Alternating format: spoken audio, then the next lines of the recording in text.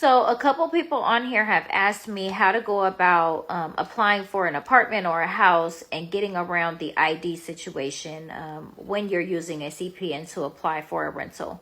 Well, first things first, when you are applying to a house or a apartment using a CPN, you want to first make sure that that CPN is pretty much up to par. You want to make it as bulletproof as possible. You don't want to cause any extra red flags for them to want to verify your identity even more. So the first step is making sure that your CPN file is well built, public records looking good, everything like that. The second thing is you're going to want to go ahead and attach as much documentation, in support of your application at the time that you submit your application. Don't wait for them to tell you this is what they need. Make sure you have everything in order. So that's pay stubs, bank statements, whatever it is they need.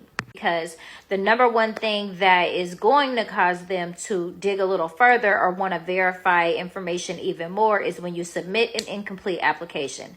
Another thing, if your CPN file is not strongly built, your public records is weak. When they pull the credit file, it has no score. They can't find you in the system. This is going to raise red flags to where they want to look into it a little bit more.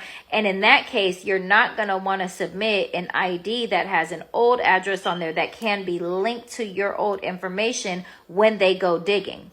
But if you avoid them having to dig, you stay 2 steps ahead. So you guys make sure that you tap in with me if you are looking for any packages, anything like that. I am doing another CPN for beginners class. The last class was really well.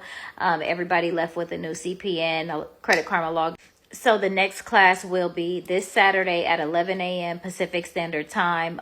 During that time, we will go through each step together to create your own CPN. And it does save you several $100s when you learn how to make your own instead of, spending that money for someone else to do it for you, especially if you're only needing it for an apartment rental. So that link is in the bio if you would like to join. Spots are limited, so book that as quickly as you can. And feel free to inbox me with any questions that you guys might have.